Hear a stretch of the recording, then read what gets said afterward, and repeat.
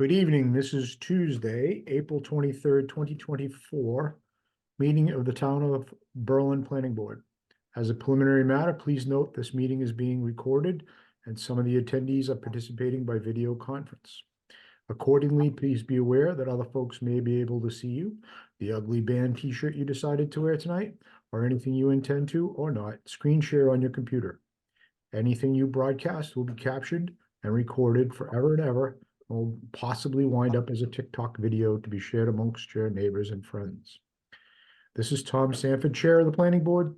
Permit me to confirm that all members of the Planning Board are present and can hear me prior to me calling the meeting to order. Planning Board members, when I call your name, please respond in the affirmative. Jay Teach. Here. Timothy Wheeler. Yeah. Thomas Andrew. Here. Carolyn McDonald. Here. With a quorum of the board present, I call this meeting to order at 7:31 p.m. Tuesday, April 23rd, 2024. This is an open meeting of the planning board being conducted remotely, consistent with Governor Baker's executive order of March 12th, 2020, due to the current state of emergency in the Commonwealth of Massachusetts due to the outbreak of the COVID-19 virus. Specific information and general guidelines for the remote participation by members of the public can be found on the Town of Berlin website. The governor's order suspends the requirement of the open meeting law to have all meetings in a publicly accessible physical location and allows and encourages us to participate remotely. For this meeting, the planning board is convening using the Zoom platform as posted on the agenda, which includes links to the public to join this meeting. I'll introduce each speaker on the agenda.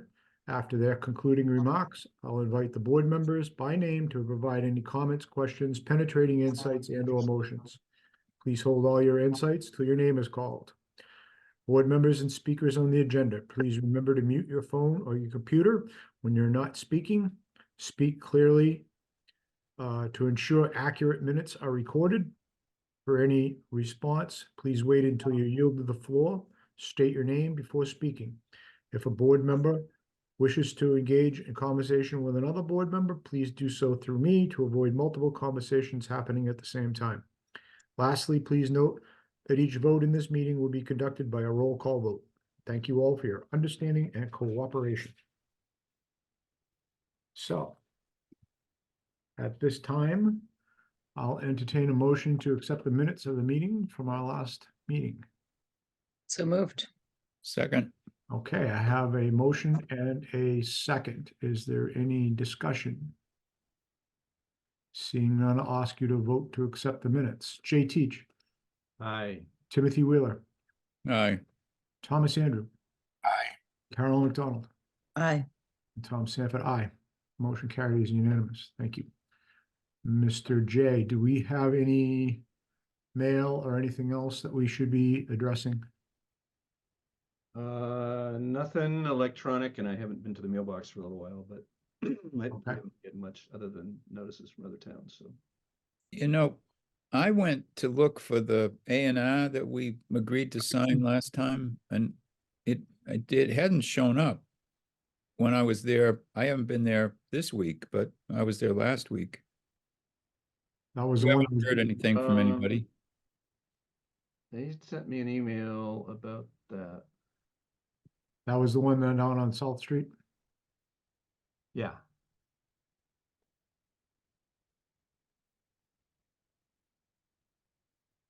Yeah, it wasn't on the mailboxes. It wasn't in the town clerk's office, and it indeed Says it never- here on Friday. Hello, I'm just reaching out to make sure the planning board received the attached plan for 311 South Street. Delivered Tuesday, 4/16. Wonder where they delivered it to. I'll check again tomorrow. Because if they delivered it to Eloise or to Dee, they would let us know. You would think so. True. It should. Well, and I talked to Eloise, but I didn't go in on Friday, but they said that the 14th, Well, the 16th, 16th. which was 16th. Tuesday. Yeah, I'll check again. Good. Okay, thanks. Yeah.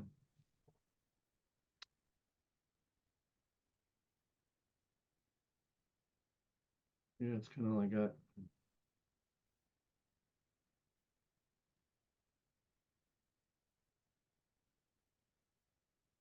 The A and R is on the agenda for 7:45, right? Yep. Yep. Does anyone know, have a phone number for Kyle, who's associated with the school? I have her email. Yeah, I have her email, but it's like a school-related box, and I'm not sure she always gets the messages. Let me step out for a second and check and see. Okay. Let me find her last name. Burns. Burns, that's right, Burns. Because I think we need some help on our warrant article for the sign. I think we should get some people related to the school, maybe the principal and Have you talked to Julie Lee? no. Well, have I? Not recently. What's her connection? Well, she's on the school committee and she has 4 kids in the school. Hmm. And she's the chair of the rec department. All right. Wonder if I have her email. What are you trying to do? Drum up support for the, Yeah. Well, I mean, I think the voters are gonna want to hear from people that are promoting it, and especially since it's now just focused on the schools. They were prepared to talk about it.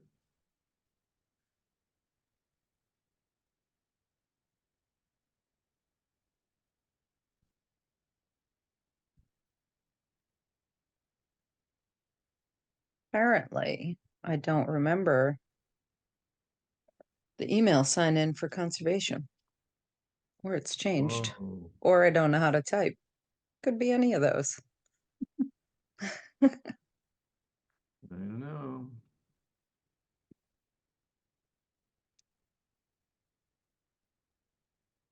You can keep going, and if I find it, I'll let you know. I'm sort of dragging my feet till Oh. 7:45.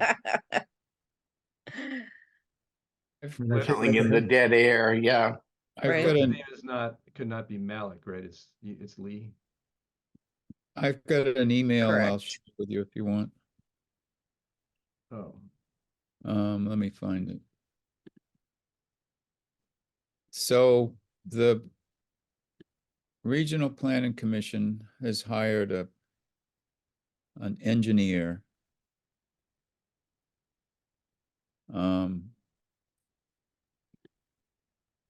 And I think I mentioned that before.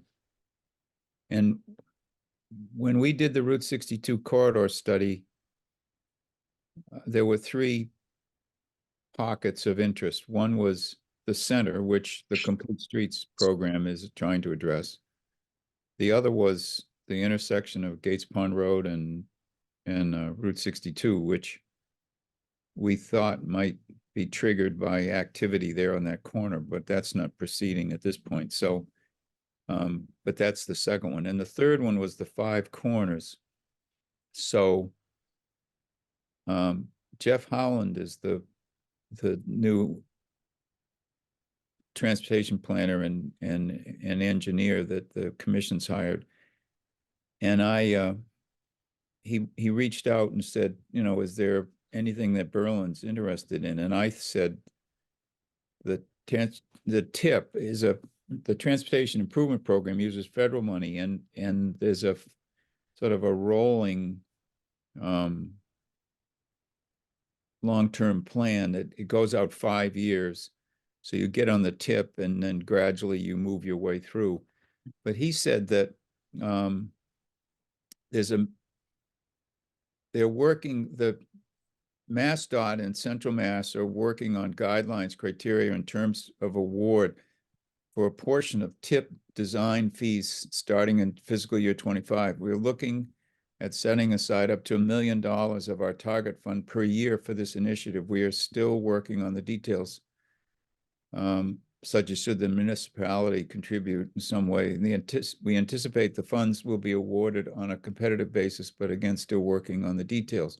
One of the criteria for eligibility is that the project must have a project review committee approval from MassDOT and not currently having a consultant. But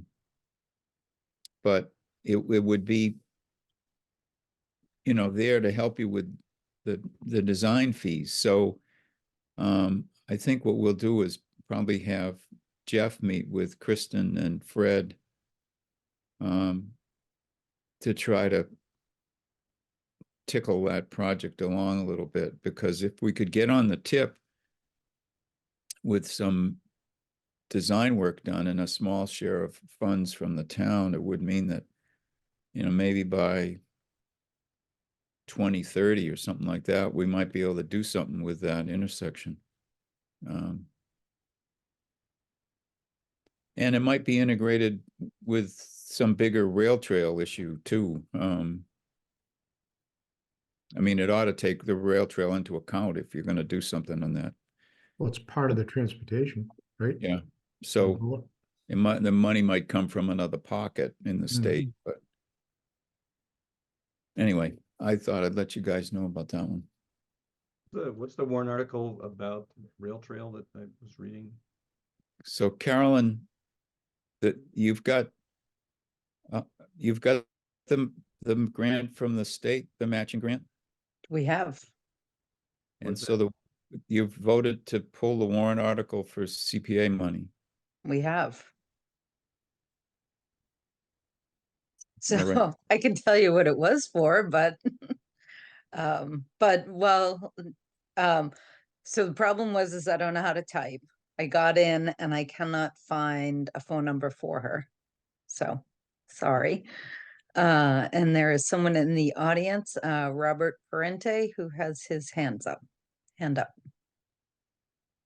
Oh, can you promote Robert, please? Yep. Thank you. Good evening. Hello, can you hear me? Yes, we can. Good evening, everyone. Bob Parenti on behalf of Neil Vision in 161 Randall Road. So I've given you I'm presenting a plan which shows a proposed new house lot to the left of the existing home, or to the west, I guess I would say, on Randall Road. So that's for 745. Yes. Actually, Jay said 746, but that's okay.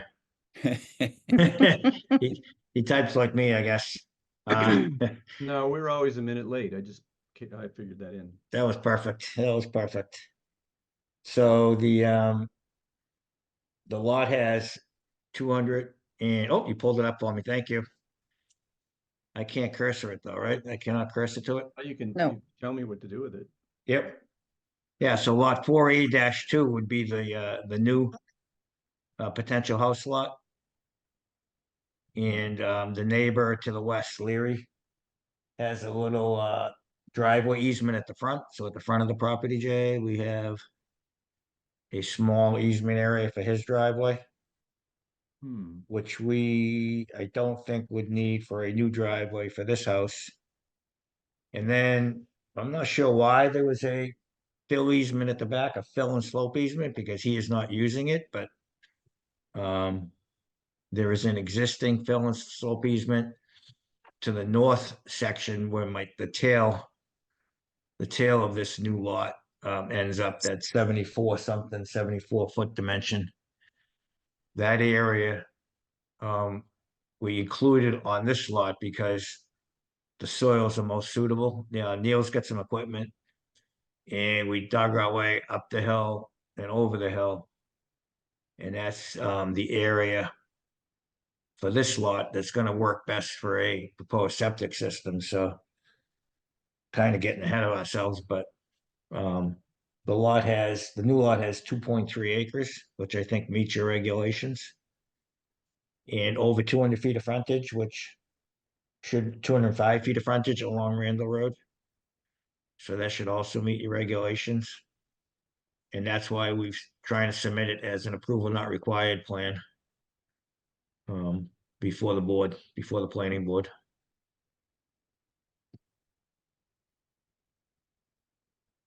I emailed this plan to all you guys today sometime. Yeah, I saw it. So I just, it's a question for myself, and I don't think it matters, but does the driveway easement, does that come into play on the frontage, or does it matter? Will we use it, you mean, or would we use it for our driveway? No, Or- for the town standards. We have 200 Um, feet of frontage required. Oh, Jay, can you focus in on that, on the front where, It's the where lower it's, left-hand corner. yeah, so the new lot.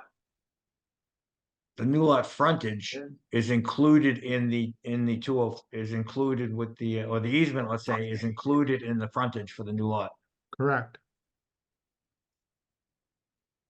Yeah, it's still retained by the, By the underlying, Right, one, right? too, So it so- really doesn't matter. no, it's. You're it's- not conveying it or anything else. So, We're not conveying it to the neighbor. He's keeping it. He's keeping the area of the land, but the neighbor, is still gonna have the right to use it. And I think he only uses 10 or 15 feet of it. I don't know exactly why they made it so big, but it's right next to his mailbox. If I remember right.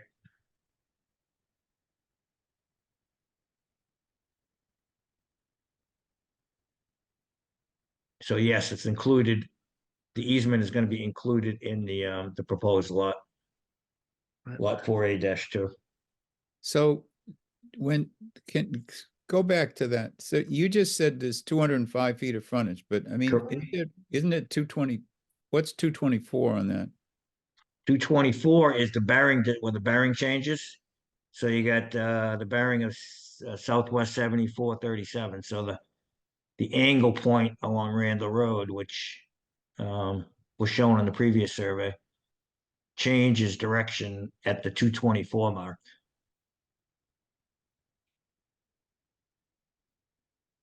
Not at the, so I labeled the frontage to try to get rid of that confusion. Okay. And the 62 is just the easement okay, so the 205, 62 is the way the easement is described in the deeds. okay, good. If you scroll over to the signature page, Jay, I'll try to make a motion.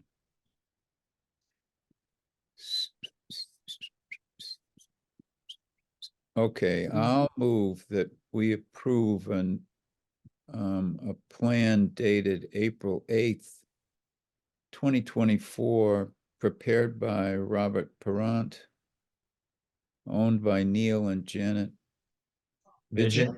Vigent, 161 Randall Road, showing lot, something for, I gotta go back over that other side now.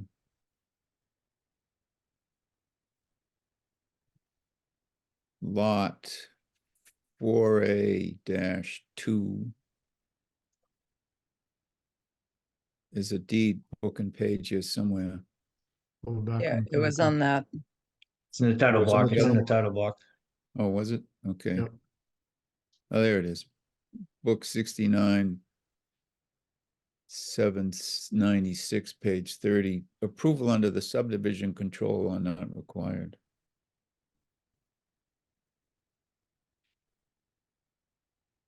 That's it for That- me. I'll second that.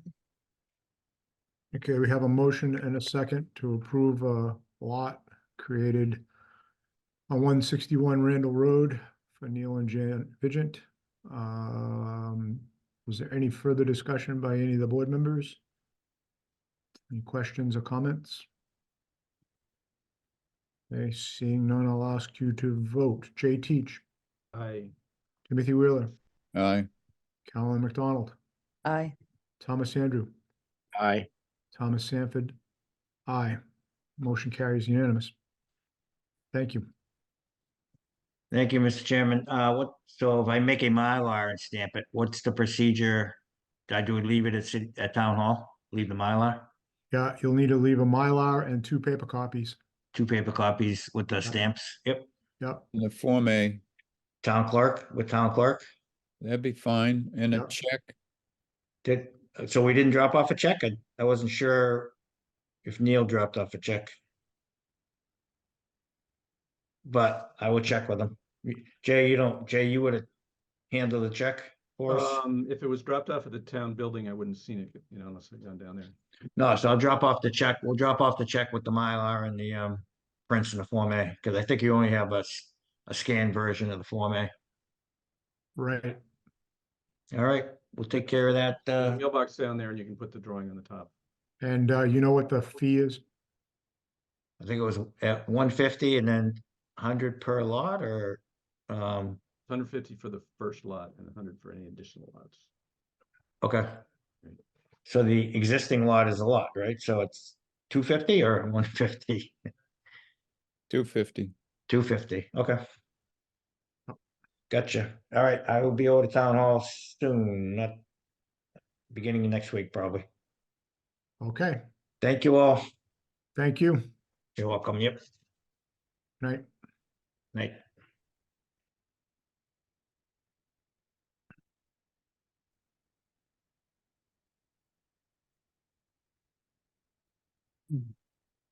You guys ever looked through the deeds online at the Worcester County Registry of Deeds? Yeah. More than I care to admit. Yeah. Because I'm a little bit of a nerd that way. I followed the Carter Street house. I've been working on. I'm selling that to my daughter, and I followed that back. I don't know, 7 or 8 transactions, and it's amazing because then I started thinking, I wonder how far this goes back, and you can go back to book 1. Wow. And it's talking about the king. It's like before the revolution. Yeah. It's Yeah. amazing. And Is it's it all digitized? beautiful text, and it's all just in one block, right? Yes, With it is digitized, Tom. Wow. flowery, prose, and it's thrill trip. Going through Yep. it. Yeah, the first time was looking for a conservation restriction and I'm like, oh, look at all of this information. And yeah, Yeah. it's, Very cool. but Wow. it's very cool. Seeing all the old stuff. Yeah, it was great that they digitized it all the way back. Yep. But boy, that house flipped so many times. Sawyers and Wheelers and Sawyers and Wheelers and a few other people. And then Jay. And Jay. Then O'Brien thrown in there, a good measure. Right? Yeah. And cotting. Mm-hmm. Mm, Well, this one Cotting didn't get quite that far into town. Uh, Yeah. Although he owned property, he had a pretty large chunk of he certainly did. Yeah. end of the town. Yeah, it was 400 and something acres. Oh, was it really? Wow. Yeah. wow. All right. But you already unshared me, right, Carolyn? I did. Okay, great.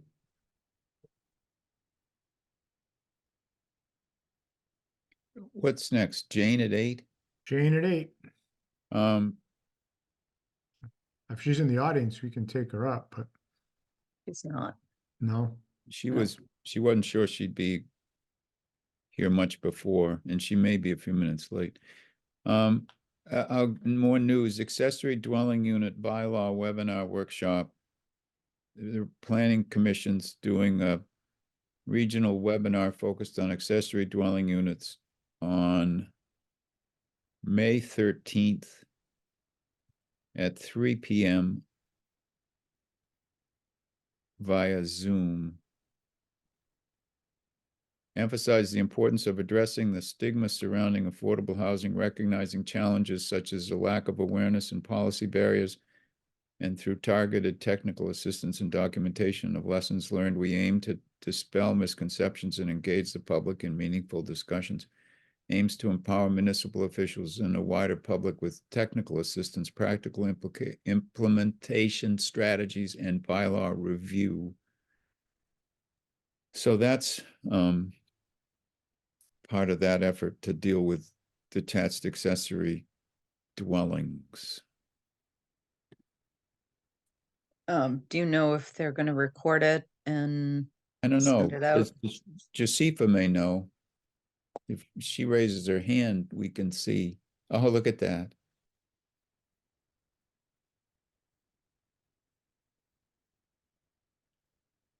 I believe we're not going to be recording it, but whatever presentation and everything that's going to happen, that's going to be there, as well as there will be 2 days of office hours, which will be dedicated in assisting different towns with their bylaws and their bylaw reviews, and even if the towns want to know how to get started and everything along that line. So the technical assistance will be there in regards to that afterwards as well.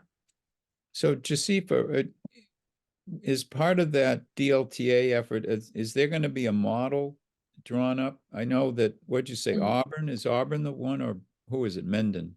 No, so Auburn is in talks with their ADU bylaw, but it is West Brookfield that the town ended up not approving it, but they have a bylaw that they were okay with us using as a model. So that's going to be there as like a model bylaw slash like it's going to be like a draft basically that towns can use as a template, so to speak. Great. Yeah. How close was it in West Brookfield? Not close, or? It was the everything was written, but it just looks like it was just divided between the towns. Some town it was just like okay, either they wanted it or they were passionate about it, and some people were very much so, I mean, with the ADUs, it's like you have to get the verbiage right. So that's just how it was, unfortunately. Hmm. But I know Worcester did theirs, and theirs is like renter friendly, and it's up to 3 units as an example. So it just depends on the towns and the cities and how they want to like go about it. I know Auburn is pretty much right now. They're in the talks on the square footage size, and they're also in the talks on whether or not to have it be for relatives, for an in-law. For relative only? Yeah, for relative only, or not to make it relative only. And do you know how many square feet West Brookfield had as a limit? I don't remember on top of my head. I think Auburn's was 900 square foot, or they were trying to make it 900 square foot. I was kind of recommending them looking at it as like, I think you guys should go a little 900 square foot because that's like a 2-bedroom apartment size, basically. Yeah. Yeah. I think the limit's 1100 if I'm not mistaken. Hmm. Yeah, so that's what's going on the 13th. Hopefully you all can join. Mm, Middle of the Yeah. day work. Yeah, Tim, could you forward Yeah. that to me if you haven't already, because I could probably attend that. Okay, I'll do it right now. Okay. Thank you. Appreciate Take, it. take Thank good you, notes. Jasifa. Yeah. Thank Yeah, you. no, I definitely will. And, I think I'll attend it with the idea of drafting ideas for us and maybe trying to work up something such as the drafting I did for the sign bylaw. So absolutely. Great. Thanks.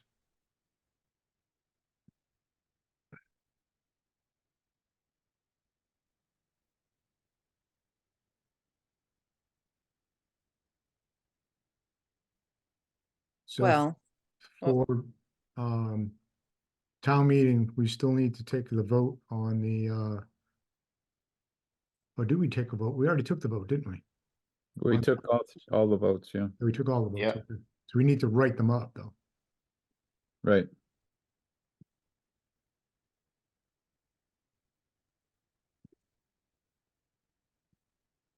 Knows how to do that.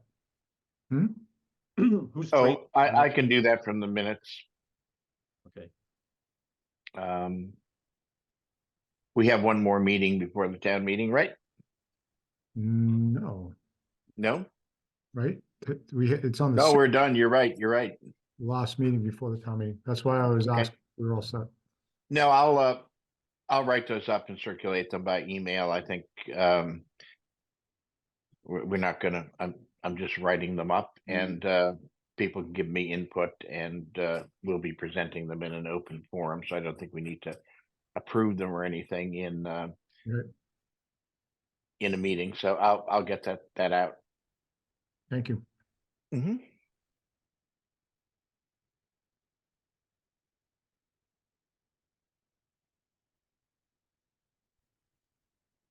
Well, I'd like to remind everybody that this Saturday is Earth Day Roadside Cleanup Day. Anybody is interested, you can get bags at the town offices, at the transfer station, or Berlin Realty or Bridge Realty on Saturday morning. Cool. Unfortunately, for health reasons, it's difficult for me to do it, but I will clean up the 10,000 nips that are in my lower yard on Pleasant Street. Yeah, we're getting $1 a nip donated from Highland Liquors, Is that this- right? up to $500 That's great. because Wow. they Good, good. had to put a That's limit awesome. on it. That's Yep. awesome. This is Yeah. the third or fourth year, maybe fourth or fifth year they've done it. Wow, Oh, I that's didn't good. realize that. I will put the nips in a separate bag, and I may be able to contribute a good fifth of that from my lower yard. So Excellent. Yes. all Yep. right. Yeah. And Really? then we That, Tom. donate the money. Sounds too good. Yeah. Where do you donate the money to? So we've done different organizations in town. We've done Hands on Nature. Last year we donated it to Nature's Classroom for a scholarship for somebody who couldn't afford to go. This year we're splitting it between Link, the PTA organization, and the food pantry. Nice. Very nice. I'll have to throw out more. Yeah. Make sure you drive by Tom's house when you do it. Yeah. Notice- Joni always complains when I drink them on the porch and throw them into the lower yard, but I'm going to tell her it's all for a good cause. There you go. Been finding plastic ones instead of glass ones lately? Is it those, you get $1 for that, or is that 50 cents? No, $1 per nip. No distinction between vessel material. Did you get all $500? Oh, well, and plus. Then plus, yeah. Yeah. I mean, last year we have a picture of me and Louise and AJ, I think. The tall yard bags, the lawn bags, full to the top of just nip bottles. Really? And that was only the ones that were brought to Bridge Realty. Like not even the ones people collected separately. Wow. Yeah. Which is pretty astounding when you think that we have an open drink prohibition law in Massachusetts. Surprising that people drink them at home and then put them in their car and chuck them out as they're driving around, right? That has to be what happens. Yeah, of course. Yeah. Yeah, the amount of alcohol bottles that you find when you do the roadside cleanup is actually kind of horrifying. Mm. To think that many people are drinking those many. I mean, I've found whole entire, like a fifth of vodka empty, glass bottles thrown out, lots of beer cans, and lots of nips. Fireball is the preferred nip of choice. Oh, and there's Jane. Good.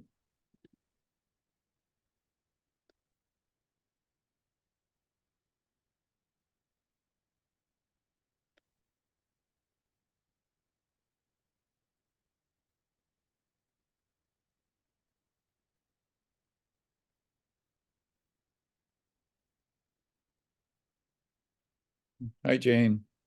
Good evening. How are you? Hey, Jane. Hello.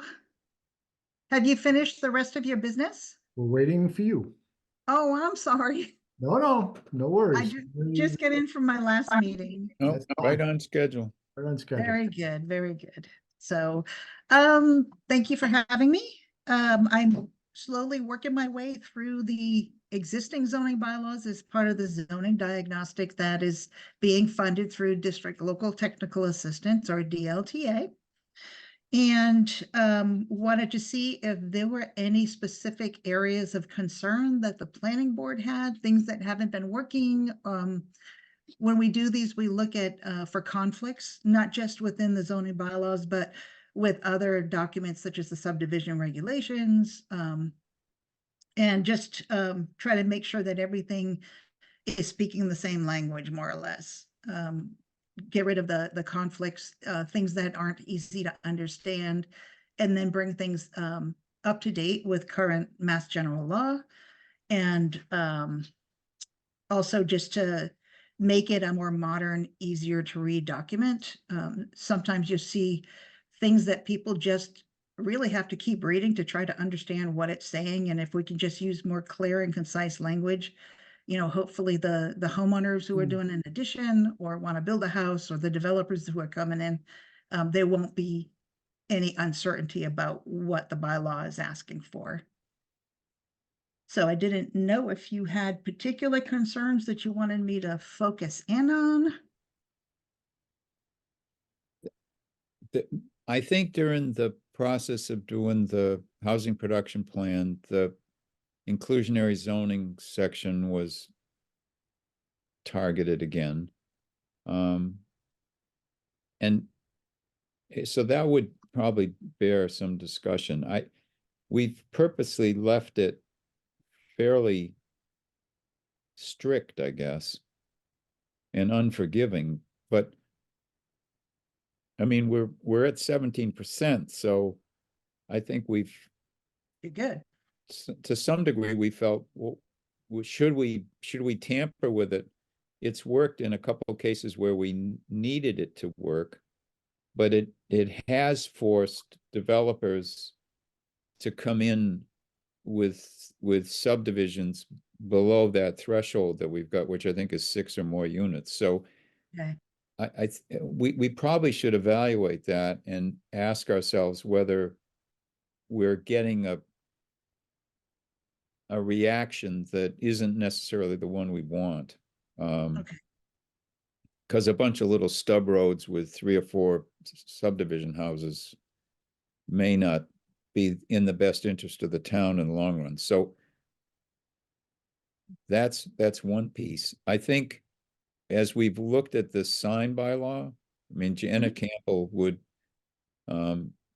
if she were here, would be saying to us, this is outdated. And we certainly discovered that when we started working with the question about an electronic sign in town. And those were written, you know, in the 80s. So it would probably be wise for us to see if someone's come up with a better sign package anyway. And then the other part, I think, is our definitions, which the Zoning Board of Appeals has always struggled with. Our, you know, they look at a requirement, but then they try to find a definition to help them. And there's no definition for certain terms. So I mean, I imagine there's some towns around that perhaps you've looked at their zoning and said, boy, their definition section here really hits the mark. And if that were the case, it might be interesting for us to sort of wholesale buy into someone else's list of definitions if you've discovered one that you think is fairly complete and helpful. We've actually been working to update most of them. Yeah. Because many of the bylaws are quite old. The state has also updated some of their definitions. For instance, with marijuana, they've changed a lot of the definitions. So we would be looking at trying to make sure that that's up to date with state law. Yeah. And then some communities have their definitions in different sections of the bylaw. We've been recommending that they all get put into one section. So you're not hunting through the solar bylaw or the wireless communications or marijuana to find different definitions that are in one place. Yeah, I mean, we've always tacked them on at the end, and more recently, when someone comes in, they'll say, well, there ought to be a clear definition, but the earlier terms in a lot of cases, there's no definition for a lot of the Mhm. terms, and as a result, the ZBA in particular, I think, struggles. So I think Your, that would be a big help. your Yeah. remarks in that regard, Timothy, suggest to me that maybe we should go out with an email to, the ZBA. Yeah. To ask Mm. them for, a sort of ad hoc list of things that have been difficult for them to apply. Yeah. Yeah, they've they- been pretty proactive when they run across a very particular thing about coming to us and saying, hey, what the heck? And have we addressed those things, or do we need to address those in the revamp? We've addressed some of theirs, but I think you're right, Tom. I think they probably have got some additional ones that they've continued to tally, and they'd probably be happy for us to reach out and say, hey, Now's the what do you time. find problematic? Yeah, Yeah, I have one that's confusing, and I was considering building an ice house, and I was trying to figure out, does that apply to a house that you store ice in, or like an ice hotel that you build of ice? Yeah, Clarify that a little bit. I think I- you can build a structure out of ice, I think by definition as a temporary structure, but, But, I was gonna but put it yeah, next to my sawmill and my cider mill. in your, Alright. right, yeah. and have the fence viewer come and check it out. Exactly. Uh,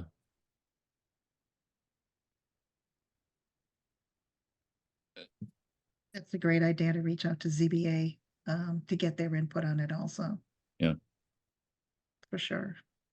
And I also noticed a really great thing that you're not allowed to drive your motorcycles around on Carolyn's protected land unless it's battery powered. Oh, that needs to go out. That needs to come out. No motorized vehicles. I mean, we were thinking Barbie cars, but not anymore. No. No motorized vehicles, no matter how they're propelled, solar or otherwise. so an e-bike isn't, Yeah, I was gonna say, your e-bike is no good? Well, that's not 100% motorized. Right? Oh, if it's only this is motorized. a good definitional one, yes. Yeah, Hmm. you can get an e-bike, cross-country or, one of the off-road. Yeah. bikes, with fat tires and all that nonsense. Yeah. Right. Well, if you ask And- certain Conservation Commission members, they would definitely say no e-bikes. Okay, So, but, that might be something that sure, we looked at. yeah. Yeah. Yep. what have you found? And when you did, who have you done? You've done did you do Holden? I'm trying to think of who you've done for zoning. Diagnostic for Holden. Yeah. We've done the update, the comprehensive zoning update for West Brookfield.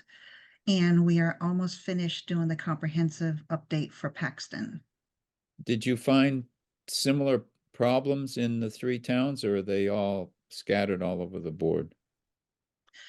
They differ, some things are the same, but I would say Holden's was probably the most challenging, where they need a lot of work on it. And so do you want to explain you've got two options that you mentioned in the email in terms of next steps. So Yes, to seek funding for doing the comprehensive zoning update. Our options are applying for a planning assistance grant through the Executive Office of Energy and Environmental Affairs. For short, we call that EEA. That one, what we've been doing is asking the communities to submit. We can help you with writing the grants, but if all of the grants come from us, then it's like we're competing against ourselves. And so if the towns submit on their own, you're not competing like with yourself unless you're putting in multiple grants. With the EEA, they do require a 20% match. We've been doing a lot of our zoning updates for around 62.5, and that's with the diagnostic. So if we're taking the diagnostic out, it would be a little less than that. But for those projects, the towns would have to match $12,500. So I didn't know if the town was in the position for a match or not. So we've got an article on the warrant. We ask for money for the master plan on a routine basis. And this year we upped the ante. And we do have a little money in reserve, but that's been targeted for master plan. I'm wondering, are we comfortable arguing that the update to the zoning bylaw is part of our master plan? Because it's sort of it's certainly a complement to that work. Right. It's usually recommended in the master plan that there be modifications to the zoning. Right. True. So I can make that I'm argument, perfectly Tim. willing to make the argument that Yeah. it's hand in hand. Mhm. Is there a section of the master plan that's up this year that should be worked on? No, Okay, we've done the open space plan in 18, Yep, and yeah, yeah, so something like that's 7 years now, oh, God, really? right? So we'd have to do it. We'd have to do it in 25. Oh, man.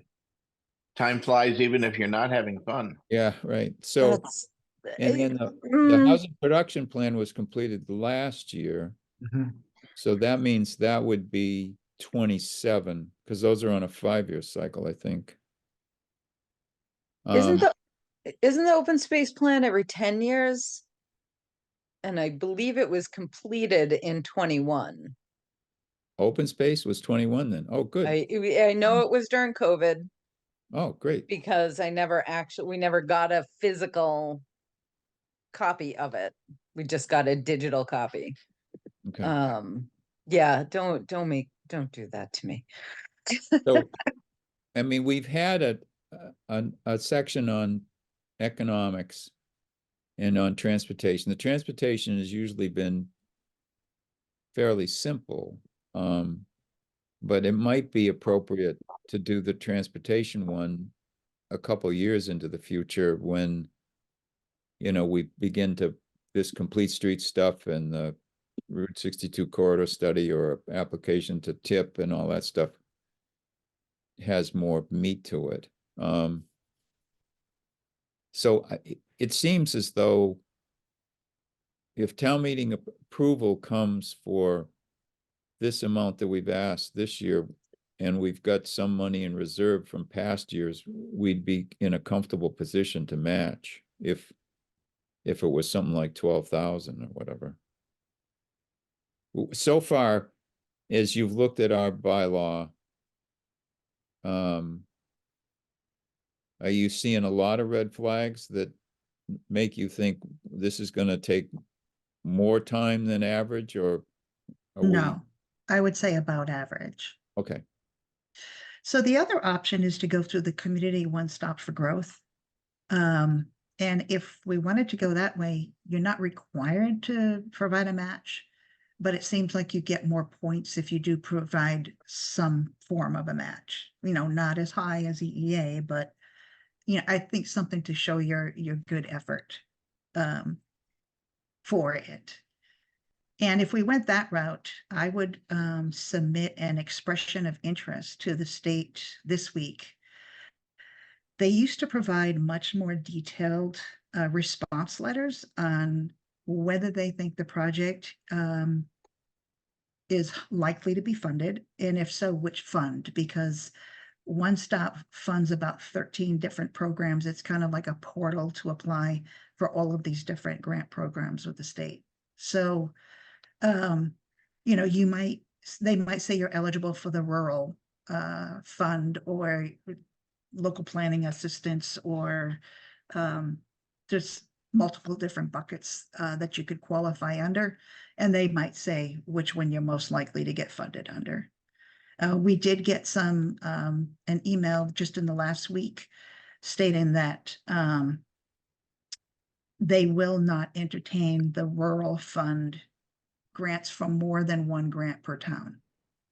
So I didn't know if you had any other projects you were looking to submit through the One Stop. MVP gets funded through that, doesn't it? Which? MVP? Not that we have an MVP project coming up, but No, I'm not sure we've got anything this round. And I believe Mike Mon Brown at CMRPC is submitting an EEA grant application on behalf of several towns, and I believe Berlin is part of it. And it has to do with updating subdivision regs, but that's Right. something that, Yep. so right now as part of DLTA, he is building a model subdivision regulation bylaw. Just because most communities have really old subdivision regs. There's been a lot of new stuff with low impact development and meeting stormwater requirements. So he's working all of that into the model, and then he'll come back with an EEA grant. Hopefully it's funded, and actually use these towns to implement the model and see how well it works. So the deadline for the EEA grant is in May. And it actually hasn't opened yet. We were told we should expect to see it within the next week or two. But So yeah, in the One Stop, the preliminary sort of, yeah, we feel that we can find a bucket that might apply for you. How soon do they turn that around? I heard this year they've made it much easier. You used to be able to submit up to 5 projects if you got them in by like February or March, and they would give you much more detailed response letters. This year, there's no limit to it, and they're turning around quickly, but it's very limited feedback. So it's pretty much you're eligible, try this fund. So if the feedback was, I mean, are you talking about a matter of like within a month? I think less than that. So we would have some indication if we went that route before we need to apply for the EEA grant. Correct. But in either case, having a war chest of, with the One Stop, whatever fund it might be, maybe $5,000 or $6,000 or $7,000, and as opposed to the 12 with the EEA. But in either case, it seems like we'd be in a position to support it. So should we go ahead with the One Stop just to see if we clear the first yeah. hurdle? I like that strategy. I can submit the expression of interest this week and see what the response is, and then take it from there, because you'll still have time to decide which way you want to go. Okay. How much do we have, Tim, left over from the other, do you know off the top of your head, the, Well, I was cost in the looking. past? I was looking in the town report, and it almost seemed like there may be a full 5,000 from one year and a couple thousand from another. So combined with this year, if this year were to pass, we'd be in a good position to support this effort and then be comfortable pursuing some other part of the master plan next year. Or if, as part of the subdivision control law piece, we're required to come up with some sort of match, we'd probably still be in a position to help with that too. So I don't know if he needs a match for that. because CMRPC is initiating it, so I don't know if Mhm. they're looking for matches from each town that's a part of it, or I'll double check with Mike on that. Okay. Mhm. But I think, I mean, and that's clearly what we should be saying at town meeting. You know, we've got numerous opportunities to apply and leverage the money that we've got here in our pocket, and there's some big issues like a rewrite of the zoning bylaw and a rewrite of the subdivision control law, which haven't been done in a long, long time, and some other parts of the regular master plan that we'd be looking at for next year. So the amount of money we've asked for this year is in keeping. And if anybody looks back at that record of what's left in our kitty, I think we can easily say, if you compare this to what, I mean, Jane can tell us what master plans are costing towns now. I mean, it's $70,000-$80,000 at least, I guess, right? It's more, and some communities are doing it in phases. Yeah, I mean, that's So what like we've one always year done. they'll seek funding for 4 chapters, and the next year they'll seek funding to finish it. I can remember years ago when we first started to do that, saying to Trish, why don't more towns do this? And she said, it's not a bad idea, is it? So we feel like we helped start the cause. of Ah, very pushing good. to Yeah, we're that. doing a lot of them. Well, it makes so We've been much doing more it for sense. years. Mhm. We've been petitioning it and getting little chunks for years, Yeah. 10, 12 years. Well, Yeah, it just makes sense. it would be way out of our ballpark to Oh. try to fund it in even a 2-year cycle.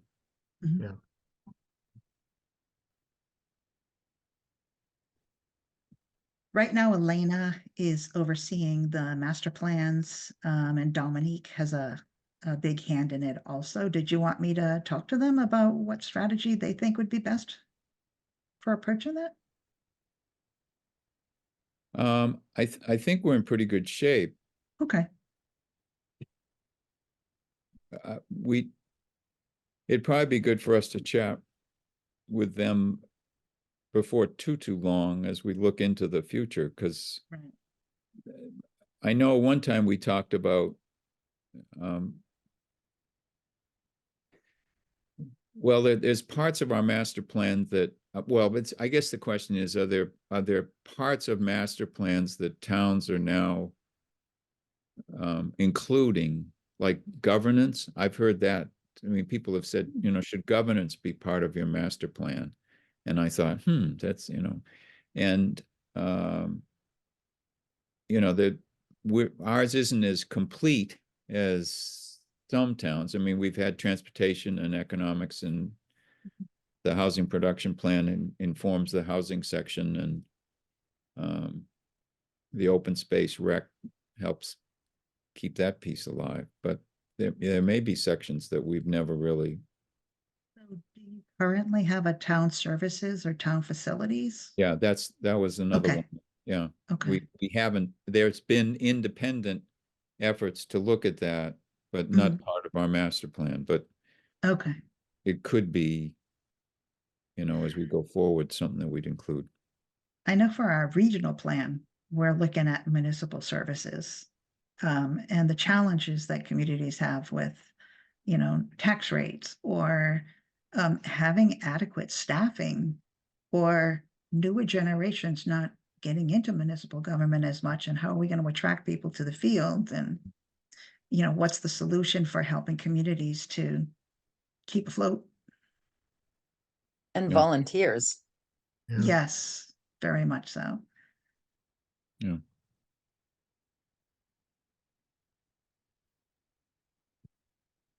Well, that sounds like a good plan of attack. Okay. Very Do good. we- Do you need a motion? Do we want to vote that that's our plan, or we're just good? From my perspective, we're good. I'll do I don't know from the planning board rules and regulations if you need to make a motion. But it sounds like we're keeping the door open for now, and we'll see what the response to the expression of interest tells us. Do you need help from us on putting that together? If I need any specific information, I will reach out. Okay. But it used to be that you had to have a lot of narrative, like the full one-stop application, in order to submit the EOI. They've changed it, so it's a much simpler process. So I'm hoping I do not. Mhm. Until But we the get to the EEA full grant would need application. the EEA grant would need a narrative that's a little more robust. And the full one-stop application will. Okay. But just the expression of interest, the first phase, just to see if it's eligible and which fund is the best one to apply for, that one has really gotten simplified this year. Great. All right. Good.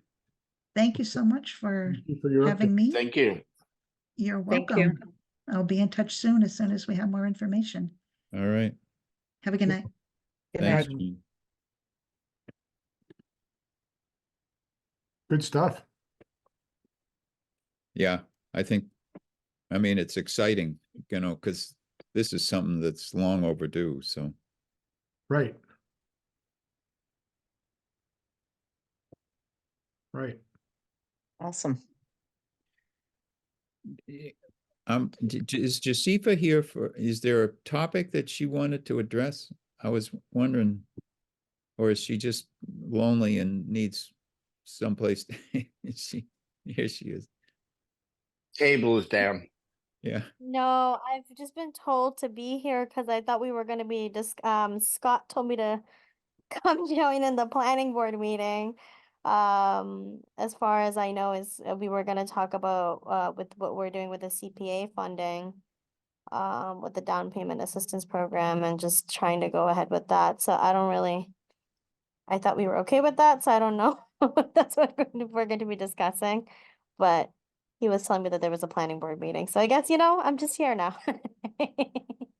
So, you know, there's no harm in you updating the board about how that, that program, you've copied Andover, North Andover's, I guess, is that the? Yeah, it's North Andover's program. We're basically trying to provide down payment assistance there's like a whole like calculation that's going on with the sheet and I think the numbers with like different AMIs, and that's basically what the program's entailing. And it's kind of like how many years you've lived in Berlin, and you'll get a percentage of it based on that as well.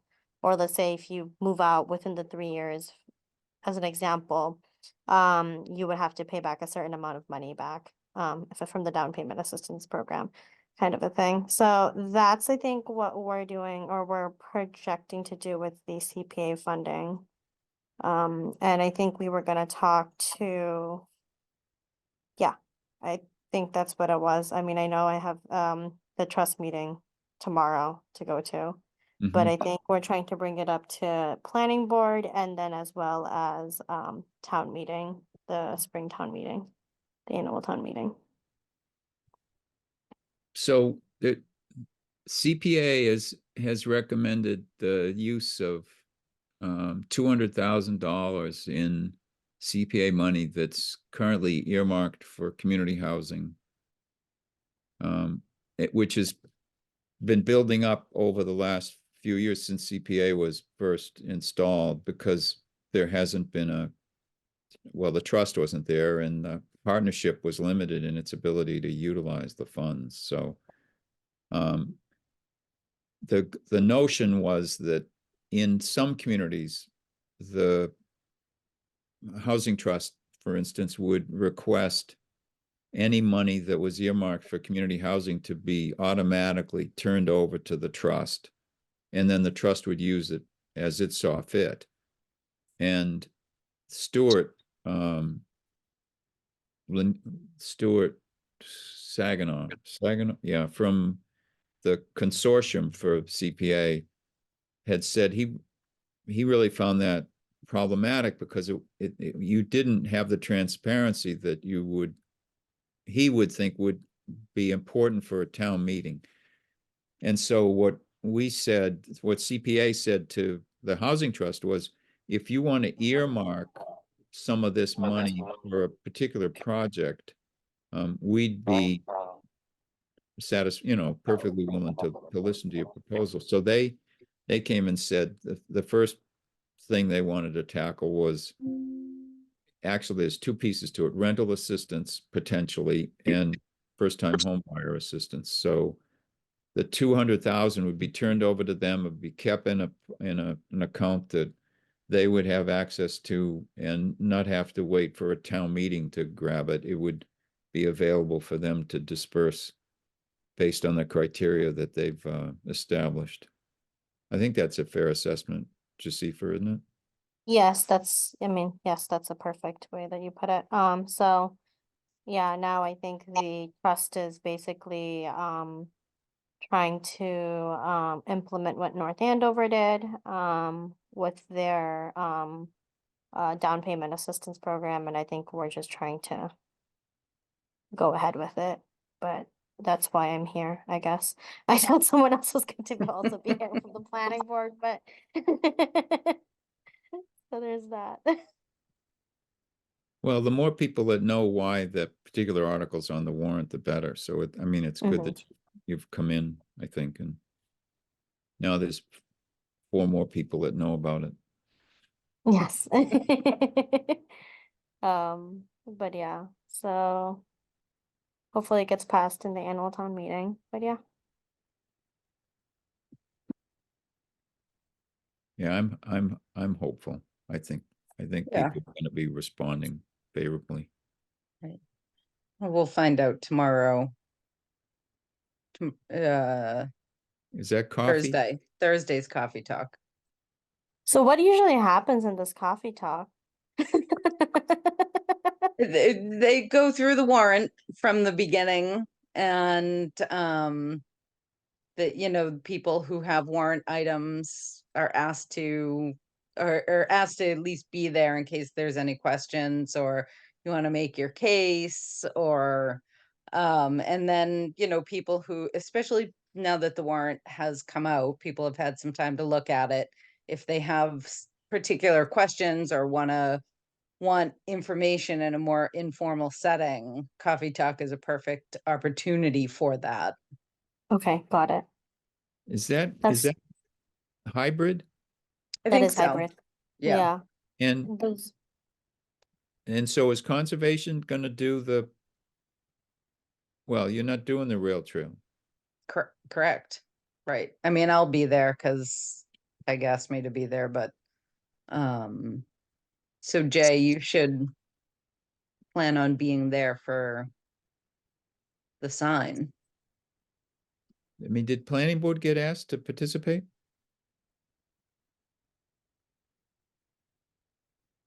I didn't see anything.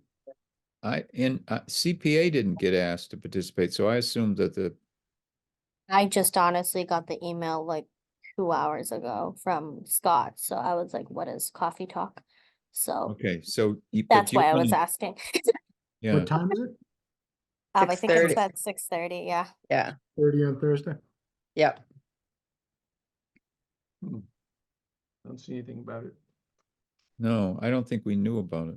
Hmm. But you knew about it, Carolyn. I did. And I may know about it because I've now had to do this enough times that I mean, I knew there was going to be one, but it was secondhand. It wasn't, would the CPA like to participate and reflect on any of the articles that are on the warrant? Last year, there was formal invitations because we got invited, planning board got invited for our articles. Yeah. So Jay's gonna do signs. Why does he look alarmed? I know. What about this? A deer in the headlight there. I think Jay's probably the best person, or Tom, One of them. one of them.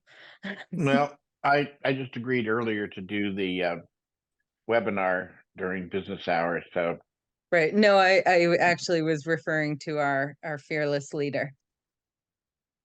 Oh, Um, sorry. Yes. Oh, yes, very helpful that there's another Tom. Yes, indeed. Yes. I have no When objection is to it that. I didn't think you would. When is Um, it again? but that means just so Josipa, you're gonna be there along with Scott to talk about that CPA article. I guess, I will be there. I'll probably be there hybrid. And, So and, like virtually. and we also have an article CPA on the housing coordinator, which I would assume it would be logical for you to talk about that. Yeah, when I I'll be there for that as well, I guess. Um, And I'm they're sure Lisa will be there. and they're back to back, I think. And then I'm assuming that Rec will show up to talk about the soccer fields. Right. And May then, want, and then we're not doing the rail trail. Jay or Tom are gonna do the signs and what's the other article? I can't. well, we have the redo from Oh, several yeah, the years ago. redo. Yeah, so Yeah. that's easy. And then And then the other one's gonna be the pulled. citizens petition, which we have a report on, but isn't Yeah, our article. Yeah. so that's easy. Okay, good. I don't have to go.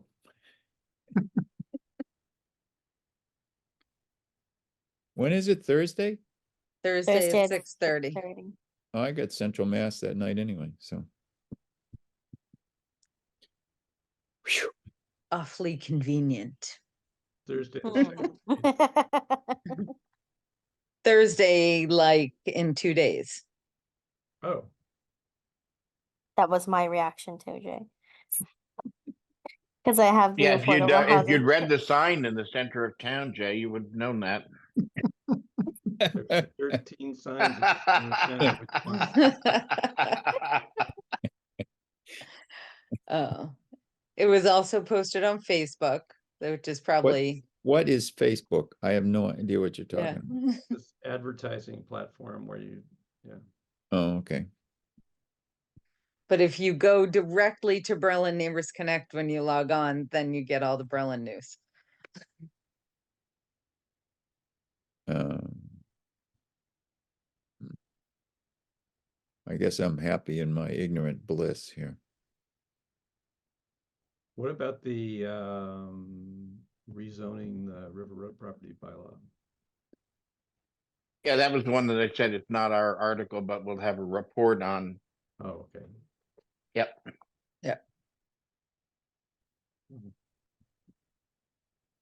And that'll be the last thing of the evening anyway. Citizens petitions are always at the end. Yeah. Good. Awesome. Thanks, Josipa. Thank you. I appreciate Thank your you. time. Yeah, thanks for reminding us about Coffee Talk. Yeah. You're welcome. Jay was looking for a vehicle to talk to more people about it. You're welcome, I guess. I guess I'll have a. Where is it held? What'd you say? Is it the town building or is it the Yeah, town offices. town offices? Yep, the big room on the end on the right is usually where it is. Is there actually coffee? I think now that it's in person, I think last time they did actually have coffee. Coffee they- at 6:30. I was like, oh, okay, I'll be really warmed Right? up. Yeah, coffee and cookies or something. So Jay, there's cookies. Oh, okay. Yeah. But you can participate remotely too. Yeah. Yes. So you can just bring your own coffee and cookies to the meeting. Yeah. Remotely. Can you check to see if they have decaf? Yeah. I'll put your order in right now. Cream and sugar.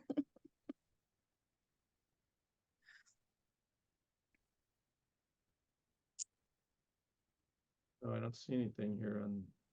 All right, is there anything else that we need to chat about? what are we gonna I think do we about just, I was Salm gonna say, I think Pond? we just have to put in our, order for Jay a decaf Americano with skim. But as long as we do that, we'll be okay. Joseph, I'm gonna put you back in the audience. Okay, am I Uh, good to go with everything? Because I might call it a night. This has Thank been my you. third meeting today. Yeah. Have a good night, Thank you. everybody. Take care. Take Good care. night. Bye.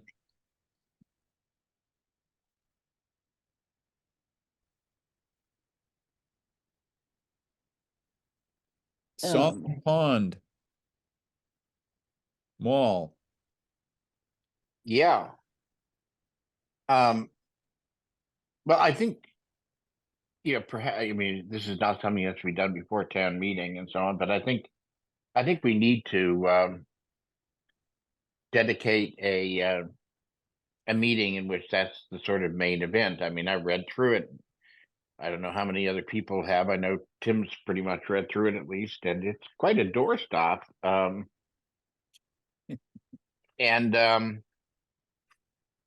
looked at the proposed uses, which were just about everything. I did take a look at it in the sort of wider context to try to understand what the effect of the proposals were. And my understanding of it at this point is that Marlborough can change the underlying zoning even underneath the overlay zoning. I think it seems to me that it will be at least more complicated for them to change the overlay zoning without our agreement, having looked at things. But that fundamentally that doesn't make any difference because by changing the underlying zoning in Marlborough, they can accomplish just about anything that they like. Is that reasonably clear? So switch it and explain to us what you think would happen if we were to modify the limited industrial zone. Right. I think that what that would mean is that if we changed it, and I would remind you that no, that was actually under the overlay, not under the underlying zone.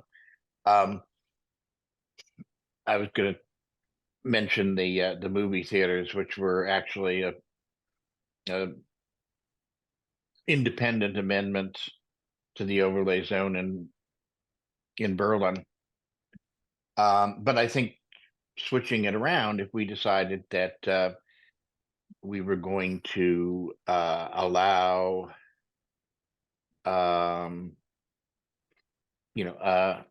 small production nuclear reactors, we could fundamentally do that by amending the underlying limited industrial definition of uses. So when we created the overlay, we superimposed this new list of uses onto an existing zone. And so I don't know, and somehow in my mind, I thought that the overlay sort of superseded those underlying uses until such time as the uses in the overlay would discontinue. I mean, if the mall went defunct, then the underlying uses could surface. But you're saying that those They uses, always exist. I don't think that they were extinguished. They were overlaid. And so consequently, my understanding, and this is one thing, and I note that we're getting close to the end of the hour, but my understanding is that by putting the overlay, you have added an additional level of uses, but you haven't extinguished the underlying uses. okay. Ew. So if Marlboro, Because otherwise it would just be a straight rezoning. Do you follow me? I mean, that's, Right, makes sense. yeah. yep. So what we're saying is that Marlboro can go ahead and make the modifications to the whole strip. And that any of those uses that they allow on the strip would then be allowed in the overlay. Yeah, well, would be allowed in the Marlboro portion Or of the overlay. of the overlay. Yep. Yeah. Yes, Would with they that change the- amendment to what you were saying, I agree. Mhm. Would they change the overlay or the underlying, or would it matter? Well, when I read it, they talked about the overlay, but I actually thought that that was probably sort of loose talk and not the most accurate way to describe it. Okay, When I read through it, and I'm having a couple copies printed if anybody wants a copy, because I find it like devilishly difficult to deal with 103 page or therefore document online. But when I read through it, it seems like they are intending to change. They're really intending to change the underlying zoning, but they speak kind of loosely about it affecting the area that is subject to the overlay. So I think it's not, I don't think they're speaking in the strict terms of what's happening. They're sort of describing physically what they want to do on the land. And we can, I mean, that's a point I think we should go back to them and say, we're reading this, and regardless of anything else, we think what you're talking about here is is changing the underlying zone. But So when the mayor and what was her name? Meredith. Meredith is the Marlboro Economic Development Corporation Executive Director. When they met with us at the mall, Kristen was there and Peter, and is it Matt Bader? Matthew Bader, I guess. They were really saying, what is it in the list? I mean, why wouldn't Berlin just go along with making the modifications to your side consistent with what we're proposing for our side based on this report? And it was almost like they felt there was a need for Berlin to agree to the list that Marlboro was going to agree to for the whole strip. But what we're saying now is that the two could act independently. They could go ahead and make modifications to their underlying zoning. right. I assumed that we would make modifications to the overlay and not the underlying zone. And you could, I mean, in our town, if you want to increase the uses, and I would say that I think we can jot this down and maybe discuss this with town council to be sure the understanding, is correct. But I think each town has two levels of zoning, and if you want to add new uses, you can add it at the level of the overlay. You can add it at the level of the underlying zoning. But the way I view it is nothing that we do in either the overlay or the underlying zoning can affect Marlboro, and nothing that they do in Marlboro can affect us.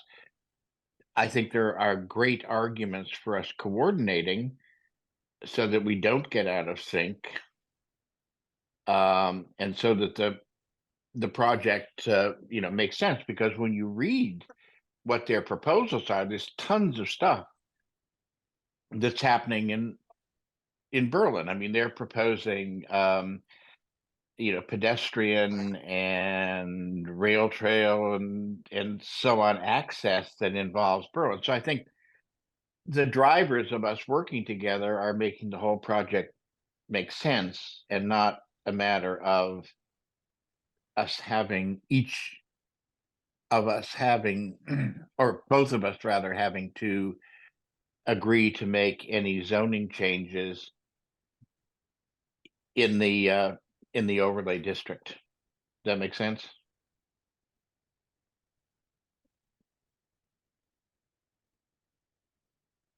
So I drifted for a minute. So No, that's fine. my preference would be to modify the overlay. Is that what you said? Well, yes, I guess what I was saying was each town having effect over the areas that are within their town can modify either the overlay or the Hmm. underlying zone to add to the number of uses. Okay. Obviously, if you add to the underlying zone, it affects other territories in town that may be subject to that zone. So that's an argument for doing it at the overlay level. But what I'm saying is each town can do it at the overlay level or the underlying level. If they do it at the underlying level, and they may affect other properties. You Yeah, with I me? mean, the fortunate thing for us is that the only limited industrial zone left in town is under the mall, so. Right. That doesn't Um, make much difference to us. in our case, yeah, we could do either. And there's nothing that says what one town, there's nothing in the overlay that says both towns have to agree. No, I don't. I've looked at it, and I thought 30 years, in the future from when we wrote that, there was that kind of coordinated stuff, but not on the zoning level. And as I said in the last meeting, I think that's demonstrated by the fact that we amended our overlay district to allow the movie theaters, and we didn't have to go to Marlboro for that. But you're right in that because of those other intermunicipal agreements that cross the town lines, it makes sense to try to coordinate as much as we can the any changes that they might make, try to be consistent on our side as well. And again, if you read through that and you look at their sort of mitigation efforts, their sort of whole streets, or access to the property by other than cars zooming along Donald Lynch Boulevard, on a too narrow street for even the traffic. They're suggesting connections and activities that will occur in Berlin. So I think those are the things that rather than any legal compulsion, it's making the project work across the boundaries, and the fact that their proposals propose things that are happening in Berlin, that those are the arguments to use for working together. Good. So having So- said that, what I was going to say was,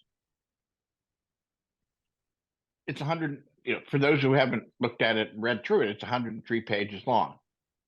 I've skimmed it and I get a portion through it and I'm like, 103 pages long. Yeah. I'm going to send out to Staples to get a hard copy, because I'm tired of reading through it and not being able to put like yellow stickies on certain pages and so on. If anybody wants me to order a copy for them, should I just order a copy for each of the planning board members? And Well, if you get me a copy, I could scan it because I like reading on PDFs better. You already have it on digital. yeah, you have it on digital. Do you not want one? Highlight stuff, when PDFs. I totally understand, but it's like reading a reference book and be able, I dog ear the pages at the top for certain things and at the bottom for others, and I have a memory that says, oh, it was 2/3 of the way through and I can find it, which is just not an orientation that I have with an electronic document. But if Yes. you want to opt out of getting a hard copy, I'm happy to do that. Do others want a hard copy? Yes, Yes. please. So, Okay. and at least if we could start with the use chart, it seems that it would be a helpful dialogue to have with Marlboro. A lot of, I mean, they're making recommendations about lot sizes and a lot of things like that, which I wouldn't think we'd have to go into that for the overlay quite as early on as they would. But I did say to the fire chief, we'd like to include him in the conversation, particularly if there's some interest in housing there. And of course, I think you're right that might impact the intermunicipal agreement more than Right. other types of uses that we might allow, just because it's just such a different type of use on the site, and whether Marlboro would want to continue to have the same type of intermunicipal agreement for fire and all that stuff that they do now for the mall in general. So Right. I think the fire And chief. that's where the intermunicipal agreement and the boundaries of the overlay are relevant, because Yeah. those are incorporated by reference in terms of intermunicipal services. So yeah, I mean, obviously there are those issues. Because it's after 9, what I was going to suggest and what I was leading up to say I can get hard copies and provide them to people. I would suggest that, because I have to say the appendix of uses is so comprehensive that when I read it, it was like I'm having a hard time imagining a use for land that isn't on here. So it just was like throw Right. the whole pot of spaghetti at the wall and see what sticks. But what I Ice houses? Yes. Yes, I think they did have ice houses. I think they had a rule that said people who live in ice houses shouldn't throw sauna stones, but I might be wrong. So anyway, where I was going with this is I can get copies made. I think that sometime in the first 2 or 3 meetings after town meeting, we ought to make this the major event. And we can, and I would suggest it not be the one immediately after town meeting, but I think before that we should develop sort of a bullet point list of what our concerns are. People should have the thing, and then we should have a meeting in which that's the real main event, which we spend a good 45 minutes or an hour just looking at that. So that would be my proposal. I like that. So that would be on the May 28th. Yeah, the day after Memorial Day. Yep. Now, Thomas, if you use ChatGPT, you can condense that 100 and whatever pages down into a few pages for you to read. Yes. You know what I say about Yes. artificial, you know what I say about IA or AI rather? It stands for artificial intelligence, and it stands for artificial ignorance. Anyway, Yep. I'd rather read it myself. Not only that, after it reads it, you can ask it questions about the document, and it will answer and tell you where the answer is in the document. I get that. That's the same thing as I do when I dog ear a reference book. So you're basically just a living AI, is what you're saying. I think Well- the fact that I'm living Right. means I'm an ally, not an he's AI. just he's just I. I'm an embodied intelligence, for better or for worse. All right. I So- move that we adjourn. Second, Second, yep. Okay, we got a motion and a second, and it's non-discussable, so I'll ask you to vote. Jay Teach, Aye. Carol McDonald, aye. Thomas Andrew, Aye. Timothy Wheeler, All right, Tom Sanford, aye. Motion Nice carries job. unanimous. All righty. Thank you, folks. Have a good night, all.